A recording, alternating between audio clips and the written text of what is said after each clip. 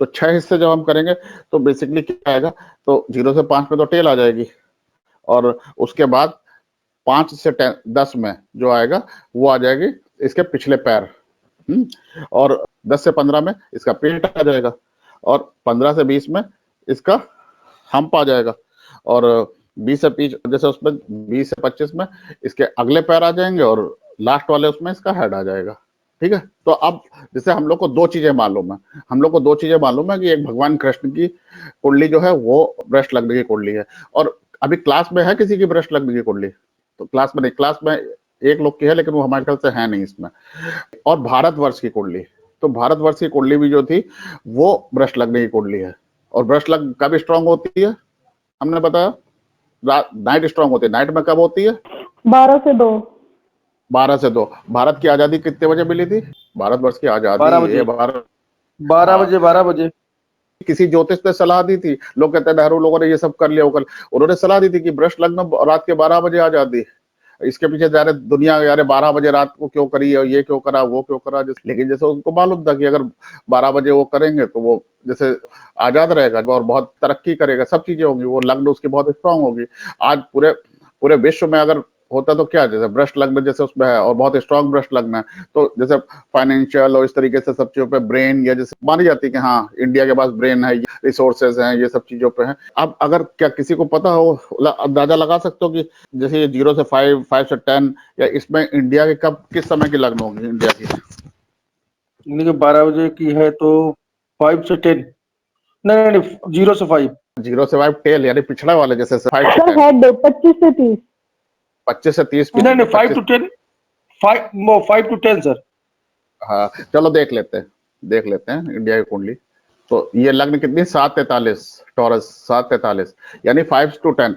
तो जैसे आप किसी भी विदेशी राजदूत या विदेशी उनसे कहें, इंडिया के लोग हैं वो बहुत ढीठ है, बहुत जिद्दी है, बहुत जैसे इस तरीके की सब चुप है, वो नहीं मानते। इंडिया किसी की नहीं मानेगी अपनी, जैसे वो अपना उनका रहेगा अपना, आप कुछ भी समझाते रहो। बेसिकली हम लोग के भारतीय लोगों में आप दुनिया गिरा देते तो दुनिया के समझाते रहो, लेकिन वो करेगा अपने मन की जो उसे करना है। ब्रेन का इस्तेमाल, या अगर जैसे वहां पे ये कि नहीं हमको देशभक्ति करनी है तो देशभक्ति करनी है, हमको ये जैसे करना है, जो चीजें हम लोग के दिमाग में भर दी जाती हैं, हम लोग बस उस पर नहीं, हाँ ये ऐसा करना है, इस तरीके, बहुत रिजिड, जल्दी चेंज होने वाला नहीं है हम लोग। जैसे उस तरीके से अगर हमको मालूम है हमारी आस्था ये है तो हमारी आस्था है, तो जैसे बहुत कुछ हम लोग को चेंज करने, मतलब सोचो इतने साल मुस्लिम्स और अंग्रेजों ने हम लोग को चेंज करने की कोशिश करी, लेकिन धर्म भूल जाए, ये सब भूल जाए, बहुत सारा हम लोगों ने छोड़ा, लेकिन अभी भी हम लोग उस चीज पे हैं। अभी भी जैसे नहीं, अभी है नहीं भगवान है, अभी इस चीजों को फेथ है, मतलब हम लोग की जो चीजें हैं, कुछ हम लोग की जो जिद हैं, कुछ हम लोग की जो चीजें हैं, उसको हम लोग अभी भी मानते हैं। हम लोग अपनी तिथियां, ये सब चीजें तो वो अभी भी मान रहे हैं, जैसे उस चीज को छोड़ना मुश्किल होता है। प्लस ये कुंडली है, इसमें राहु कितने डिग्री का है? राहु भी 5-5 है टॉरस में, और राहु यहाँ पे 10th लॉर्ड है और लग्न पे है।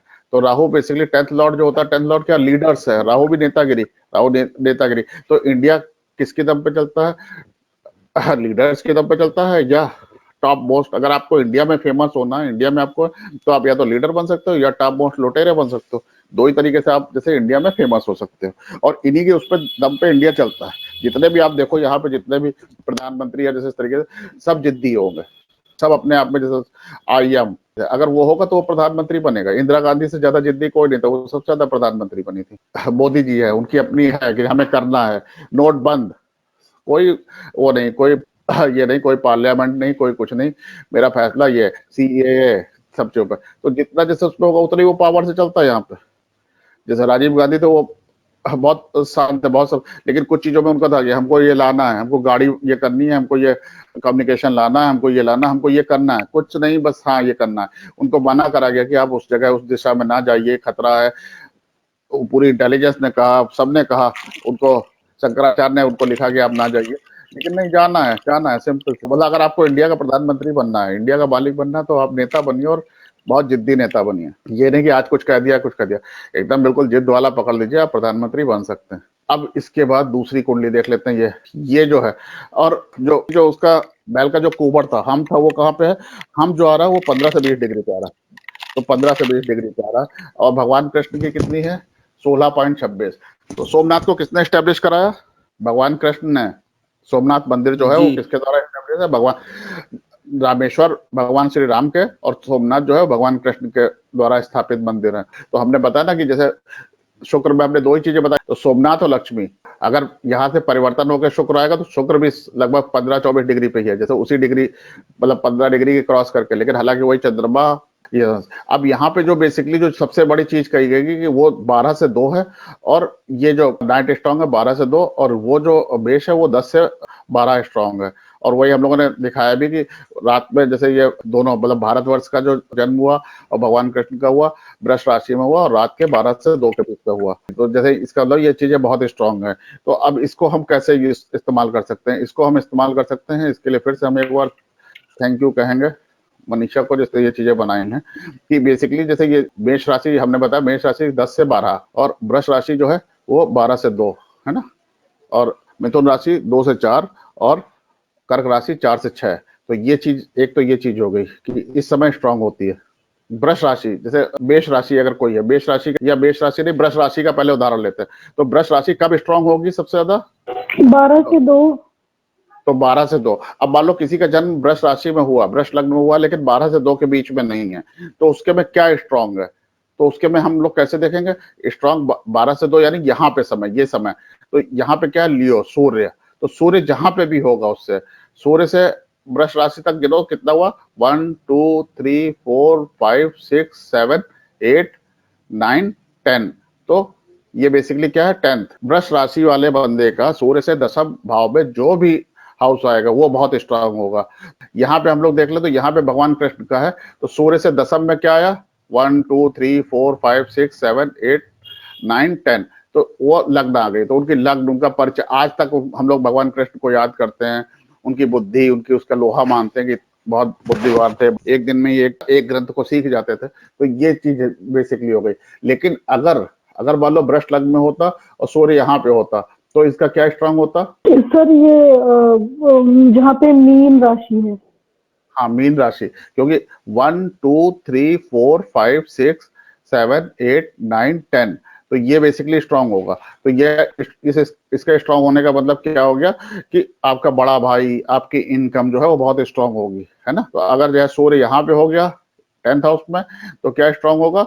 ये यहाँ से गिनेंगे 1 2 3 4 5 6 7 8 आपका 9, पार्टनर, पार्टनर, पति, ये सब चीजें हैं जो बहुत स्ट्रांग होंगी।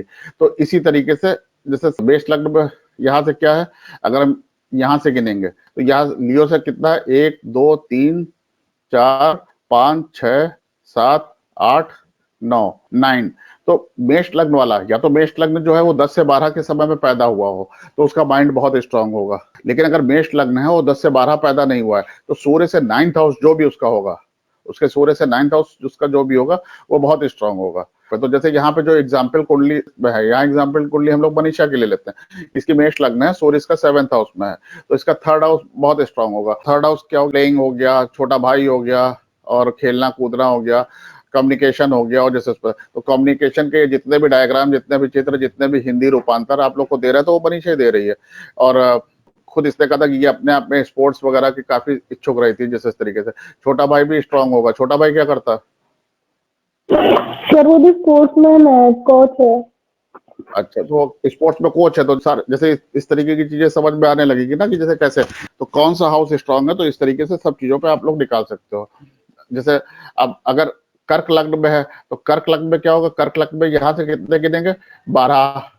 तो कर्क लग्न में अगर 4 से 6 के बीच में आप पैदा हुए हो, तो आप, बहुत अच्छी चीज है, बहुत अच्छी बात है। जैसे यहाँ पे एक कोई आदमी है जो कर्क लग्न में 4 से 6 के बीच में पैदा हुआ है शायद, नहीं तो सूर्य से 12वें मैं पैदा हुआ सर 4:33 हमें पे।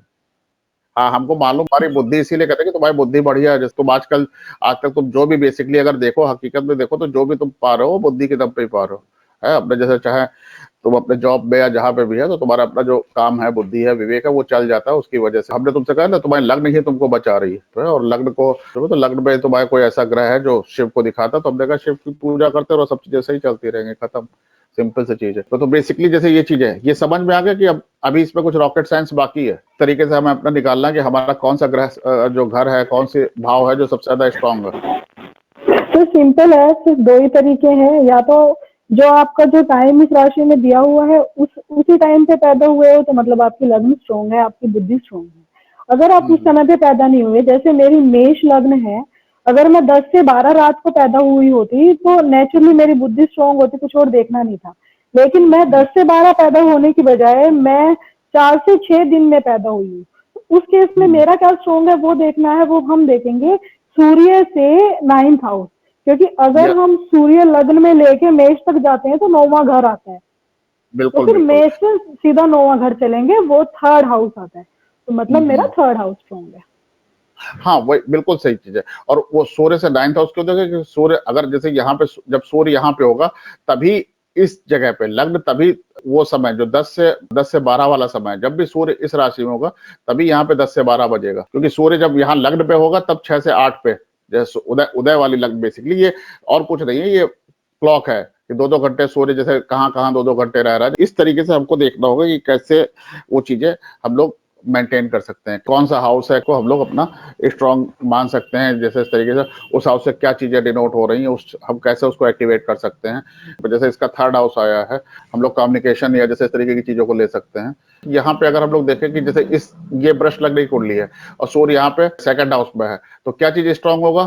सर ये लाभ भाव, जो ये वाला मीन वाला। तो मीन वाला, तो जैसे ये पार्लर, तो अब इनका एक बड़ा भाई है जो जो विदेश में है, अच्छा खासा कमा रहा है और विदेश में कमा रहा है, और दूसरी इनकी इनकम, हमने एक ही चीज का 11th हाउस एक्टिवेट होगा तो इनकी इनकम, तो इनकी इनकम बहुत ज्यादा जैसे अच्छी हो गई। 11th हाउस है तो इनके मित्र जो होंगे तो वो भी अमीर हो सकते हैं। तो हमने किसी को कहा था कि इनकी मित्रता ना छोड़ना अगर तुमको अमीर रहना है।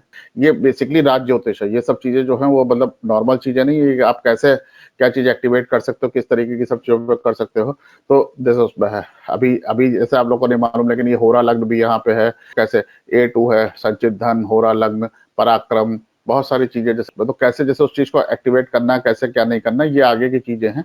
लेकिन ये इतना तो आप लोग को पता चल गया। आज की क्लास यहीं पे बंद करी जाए, अगली क्लास में मिथुन राशि से हम लोग शुरू करेंगे।